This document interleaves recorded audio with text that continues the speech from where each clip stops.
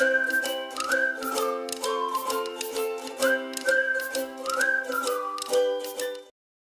And welcome students. इस video में हम लोग पढ़ेंगे सीजी बोर्ड क्लास 8 साइंस के चैप्टर 9 रिफ्रैक्शन ऑफ लाइट का एक्सप्लेनेशन। ये इस लेसन के एक्सप्लेनेशन का फर्स्ट वीडियो है। आई थिंक इस लेसन के कंप्लीट होने में कम से कम 3 वीडियोस लगेंगे। सो ये फर्स्ट पार्ट है। चलिए स्टार्ट करते हैं हम लोग इसके इंट्रोडक्शन से। कोई भी प्लेन मिरर जो होता है ना, उसमें एक सिंगल रिफ्लेक्टेड इमेज बनता है। ये हम लोग प्रीवियस क्लासेस में भी पढ़े हैं ना। अगर हम लोग जैसे एग्जांपल दिया है कैलिडोस्कोप का, कैलिडोस्कोप जो आप पहले प्रिपेयर किए थे वहाँ पे वो कैसे बनता था, दो प्लेन मिरर्स को एक साथ रख के, तो दो प्लेन मिरर्स को यहाँ पे राइट एंगल में सेट किया जाता है एंड ऐसा सेट करते हैं कि दोनों के जो एजेस होंगे वो एक दूसरे को टच कर रहे हों। जब इस तरीके का अरेंजमेंट करते हैं, राइट एंगल मीन्स 90 डिग्री के एंगल में, तब यहाँ पे जो ये ऑब्जेक्ट आपका जो ये प्रिपेयर हो रहा है इसको बोलते हैं कैलिडोस्कोप। यहाँ पे हम लोग जब भी कोई भी एक ऑब्जेक्ट जैसे कि कैंडल अगर इन दोनों मिरर्स के बीच में रखेंगे तो जो नंबर ऑफ इमेजेस होते हैं ना वो मल्टीपल बनते हैं। जैसे कि एक प्लेन मिरर से तो एक इमेज बन रहा था, लेकिन अब हम लोग दो प्लेन मिरर्स को कंबाइन किए हैं एंड वो भी कॉम्बिनेशन है कि उनका एंगल यहाँ पे डिपेंड करेगा कि जो एंगल है उससे डिपेंड करता है कि कितने इमेजेस बनेंगे। अब जैसे यहाँ पे रिपीट करने बोला है इन्हीं मिरर्स को डिफरेंट एंगल्स पे सेट करने के लिए। तो जब आप पहले रखे हो राइट एंगल मीन्स 90 डिग्री। जब हम लोग 90 डिग्री में दो प्लेन मिरर्स को सेट करते हैं तो एक मिरर आपको ऐसे रखना है और दूसरा ऐसे, कि दोनों का ये जो एज है वो यहाँ पे मैच हो जा रहा है। तो जब इस तरीके से हम लोग रख रहे हैं तब यहाँ पे और बीच में आप कोई भी ऑब्जेक्ट रखो तो इमेज कितना बनेगा ये पूछ रहा है। तो यहाँ पे इमेज बनेगा ये जो 90 डिग्री है ना, इसके लिए आप एक फॉर्मूला याद कर लो, 360 डिग्री डिवाइडेड बाई थीटा। ठीक है, ये आपका फॉर्मूला है 360 डिग्री डिवाइडेड बाई थीटा, जहाँ पे थीटा जो है वो ये वाला एंगल हो जाएगा आप जितना रख रहे हो। तो जब हम लोग लिए हैं यहाँ पे 360 degree divided by theta means 90 degree, right angle means 90 degree. तो 360 डिग्री को आप 90 डिग्री से डिवाइड करोगे, -1 करना है। तो 360 डिग्री डिवाइडेड बाई 90 आपका हो जाएगा यहाँ पे 4 आएगा, 4 - 1 करेंगे तो 3 आएगा। तो जब हम लोग 90 डिग्री पे एंगल्स प्लेस कर रहे हैं तब यहाँ पे नंबर ऑफ इमेज बनेगा 3। अब वैसे ही आप दूसरे के लिए ले सकते हो, जैसे 45 डिग्री है तो आप 360 को डिवाइड करोगे 45 से एंड फिर उसमें से माइनस करोगे 1। इस पूरे में से माइनस करना है 1। अब इस केस में क्या होगा, 360 45 से डिवाइड करोगे तो आएगा 8, 8 - 1 करेंगे तो नंबर ऑफ इमेजेस बनेंगे 7। वैसे ही 60 डिग्री के लिए तो 360 को 60 से डिवाइड करोगे तो आपका वैल्यू आएगा यहाँ पे कितना, 6। और इस 6 में से आप 1 माइनस करो तो नंबर ऑफ इमेजेस बनेंगे 5 60 डिग्री के लिए। 120 डिग्री के लिए सेम वही डिवीजन करोगे, आएगा 3 - 1 करेंगे तो नंबर ऑफ इमेजेस बनेंगे यहाँ पे 2। देन 180 डिग्री है तो 360 डिवाइडेड बाई 180, वैल्यू आएगा आपका 2, माइनस करेंगे 1 तो इमेज बनेगा 1। तो इस तरीके से हम लोग फाइंड कर सकते हैं कि जब भी हम लोग मिरर को एक साथ अगर प्लेस करते हैं दो मिरर्स को तो उनके बीच का जो एंगल है उस पर डिपेंड करेगा कि नंबर ऑफ़ इमेजेस कितने हैं। तो अब ये तो हो गया, और ऐसे में आप किसी भी सिचुएशन में फाइंड कर सकते हैं। नाउ इन्हीं मिरर्स को अगर हम लोग पैरेलल रख दें एक दूसरे के साथ तब कितनी इमेज बनेगा। तो अब जो यहाँ पे इमेज बनता है ना वो बहुत सारा हो जाएगा। जैसे कि आप ये एग्जांपल देखे होंगे, जब आप कभी भी बार्बर के शॉप पे जाते हो तो वहाँ पे आप देखे होंगे कि एक मिरर सामने लगा हुआ होता है और एक पीछे साइड, तो नंबर ऑफ़ इमेजेस बनते हैं, वहाँ पे मल्टीपल इमेजेस बनते हैं। इस चीज़ को टेक्सटाइल इंडस्ट्रीज़ में डिज़ाइनिंग के काम के लिए यूज़ किया जाता है। अब हम लोग को क्या पता चला, जैसे इससे पहले हम लोग पढ़े हैं रे ऑफ लाइट्स के बारे में। जब भी वो किसी शाइनी सरफेस पे फॉल होता है तो वो हमेशा रिफ्लेक्ट हो जाता है, कोई भी रे ऑफ लाइट। तो according to laws of reflection क्या होता है, एंगल ऑफ इंसिडेंस और एंगल ऑफ रिफ्लेक्शन जो है वो हमेशा इक्वल होता है। और वहीं पे जो रे ऑफ इंसिडेंस है, रे ऑफ रिफ्लेक्शन है और नॉर्मल है, ये तीनों सेम प्लेन पे सेम पॉइंट ऑफ इंसिडेंस पे लाई करते हैं। नाउ व्हाट हैपेंस व्हेन रे of light passes through water. जब यही रे ऑफ लाइट जो है वो वाटर से पास हो रहा है तब क्या होगा। इसके लिए नेक्स्ट हेडिंग पढ़ेंगे हम लोग 9.1। आपको क्या करना है, कोई भी ट्रांसपेरेंट मटेरियल जैसे कि एयर, वाटर या ग्लास एक्सेट्रा से लाइट रेज को ईजिली पास होते हुए आप ऑब्जर्व कर सकते हो ना, तो इनके थ्रू आपको उसको ऑब्जर्व करना है। ऐसे ट्रांसपेरेंट मटेरियल्स को ऑप्टिकल मीडिया कहा जाता है। तो ये जो ऑप्टिकल मीडिया होते हैं वो दो टाइप के होते हैं, या तो डेंस या रेयर। रेयर मतलब थिन, तो थिन के लिए आपको रेयर वर्ड यूज़ होगा यहाँ से। तो डेंस और रेयर ये दो वर्ड्स यूज़ होंगे। डेंस का मतलब होगा एग्जाम्पल जैसे ग्लास और वाटर, जो कि भारी है बोल सकते हो, या फिर डेंस मतलब क्या, जो थोड़ा मोटा है बोल सकते हो, या फिर वहाँ पे आप बोल सकते हो कि इमेजिन करके देखो, रेयर और मीडियम का एग्जाम्पल है एयर। एयर और ग्लास को आप इमेजिन करो, समझ में आएगा फ़र्क डेंस और रेयर में क्या होता है। नाउ हम लोग को क्या करना है, जब भी लाइट रे जो हैं वो पास होते हैं एक ऑप्टिकल मीडिया से दूसरे ऑप्टिकल मीडिया में, तो उसमें क्या चेंजेस आता है इनके बारे में स्टडी करना है। उसके लिए दिया हुआ है यहाँ पे एक्टिविटी फर्स्ट।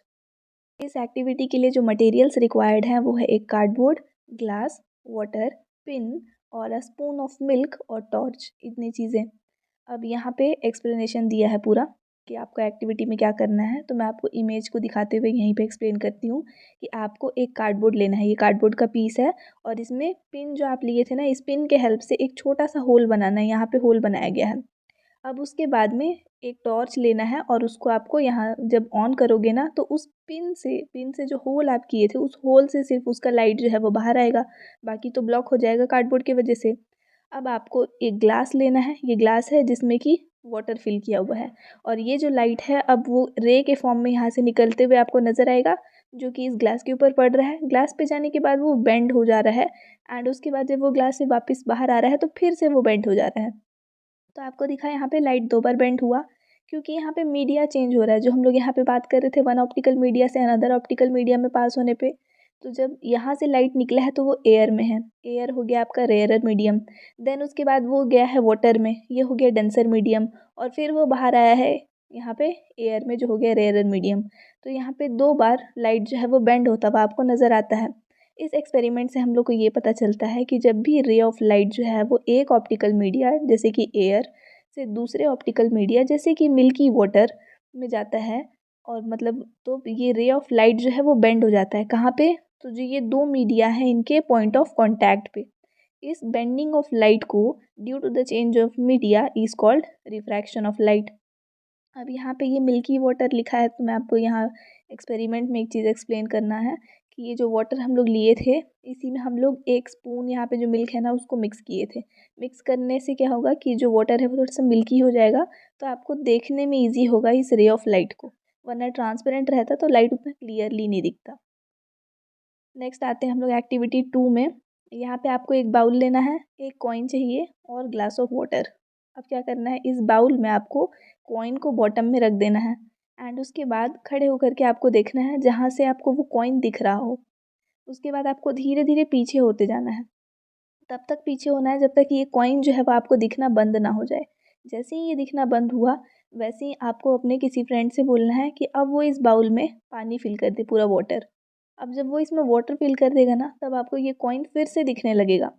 अब इसका क्या रीज़न है, तो ऑब्वियसली इसका रीज़न है यहाँ पे जो लाइट रिफ्लेक्ट हुआ था वही, क्योंकि ये जो कॉइन था स्टार्टिंग में आपको नहीं दिख रहा था, और क्योंकि वो वहाँ पे आप उसको देख सको ऐसी जगह पे खड़े थे। जब आप पीछे हो गया, दिखना बंद हो गया, वाटर डालते के साथ क्या हुआ कि जो लाइट यहाँ पे आ रहा था, अब वो तो एयर से आ रहा था, अब एयर की जगह यहाँ पे दूसरा मीडियम है वाटर, तो वाटर में आकर के वो लाइट बेंड हुआ, और बेंड होने की वजह से इमेज जो है वो रियल की जगह किसी और जगह पे फॉर्म हुआ, और वो इमेज आपको देखने के लिए मिला।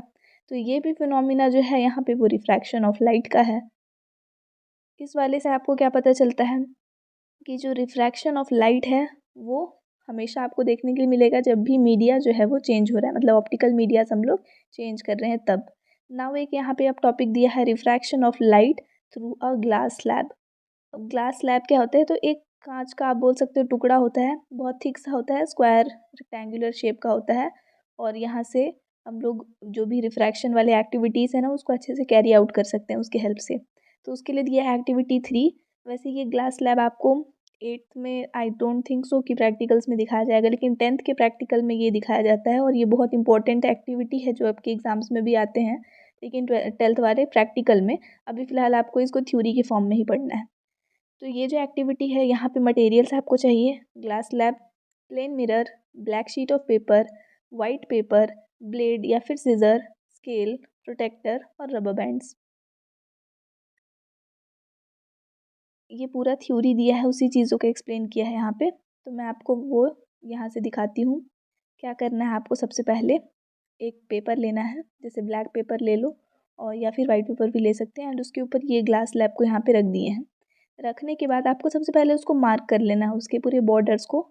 एक स्क्वायर जैसा वो ग्लास स्लैब दिख रहा है तो उसके चारों साइड आपको पेंसिल से मार्क बना लेना है स्क्वायर जैसा, ताकि अगली बार भी आप ग्लास स्लैब अगर हट गया या हिल गया तो एग्जैक्ट उसी जगह पे रख पाओ।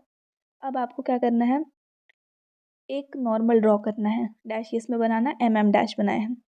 और यहाँ से आपको लाइट जो है वो पास करते हुए देख सकते हो, या फिर क्या कर सकते हैं हम लोग, एक लाइन बनाओ, नॉर्मल एक लाइन बनाना है यहाँ पे। कोई भी एंगल लेकर के, नॉर्मल से कितना भी एंगल लेकर के, आपको एंगल याद रखना है। मान लो आप 45 डिग्रीज पे बनाए हो, तो ये हो गया आपका नॉर्मल, और एक 45 डिग्री से आप एंगल बनाए। अब ये जो लाइन आप बनाए हो इस पर 2 पिंस लगाए हैं, ए और बी। उसके बाद आपको क्या करना है, यहाँ पे तो दिया है कि एक मिरर के हेल्प से आप इसको रिफ्लेक्ट होते हुए देखो। आप कर सकते हो क्या कि अपने आईज से इसको यहाँ से देखना स्टार्ट करो। जब आप देखोगे ना तो ग्लास स्लैब में जाने के बाद ये लाइन जो है वो ऐसे बेंड दिखेगा, और वो लाइन तो ऑब्वियसली आपको विजिबल नहीं होगा। तो आपको यहाँ से देखना है, और ये जो 2 पिन है वो आपको कहाँ दिख रहा है, वहाँ 2 पिन आपको लगाना है फिर। ठीक है, तो यहाँ 2 पिन लगाए थे और उसका इमेज आपको कहाँ बनता हुआ दिख रहा है, वहाँ पे 2 पिन आपको लगा देना है। जैसे ही आप 2 पिन लगाओगे आपको 2 पॉइंट मिला। ये 2 पॉइंट को आपको ग्लास स्लैब से ला करके जोड़ देना है। जोड़ने के बाद में अब जहाँ पे ये जुड़ा है ना, वहाँ से आप फिर से एक 90 डिग्री बोल सकते हैं परपेंडिकुलर लाइन जो है वो ड्रॉ करोगे। अब क्या होगा, ये जो एंगल बनेगा इस एंगल को बोलेंगे एंगल ऑफ रिफ्लेक्शन। तो आपका जो एंगल ऑफ इंसिडेंस आया था, वहाँ से आप एंगल ऑफ रिफ्लेक्शन जो है वो फाइंड कर लिए यहाँ पे। नाउ नेक्स्ट अब देखते हैं इस एक्टिविटी में जो ऑब्जर्वेशंस हैं उनके अकॉर्डिंग ये क्वेश्चंस को आपको आंसर करना है। फर्स्ट क्वेश्चन है कि जब रे ऑफ लाइट ट्रैवल होता है एक रेयरर मीडियम से डेंसर मीडियम में, और उसका रिफ्रैक्शन होता है, तो वो किस डायरेक्शन में बेंड हो रहा है, टूवर्ड्स द परपेंडिकुलर नॉर्मल और अवे फ्रॉम इट। तो क्वेश्चन देखना, रेयरर से डेंसर में जा रहे हैं, उस केस में किस तरफ बेंड हो रहा है। अब यहाँ देखते हैं, रेयरर मीडियम ऑब्वियसली ये वाला है जो आपका एयर है, डेंसर मीडियम ये ग्लास स्लैब है। तो जब इस रेयरर से डेंसर में गए हैं तो ये जो लाइन है वो किस तरफ बेंड हुआ। नॉर्मल अगर हम लोग ड्रॉ कर रहे हैं तो ये नॉर्मल है, तो ये लाइट जो ऐसे जा रहा था तो इसको तो ऐसे ही पास हो जाना था, लेकिन ये ऐसे पास हुआ है, तो ये लाइन जो था वो नॉर्मल के तरफ बेंड हुआ है। तो आपका आंसर क्या हो जाएगा इस क्वेश्चन का, टूवर्ड्स द परपेंडिकुलर नॉर्मल।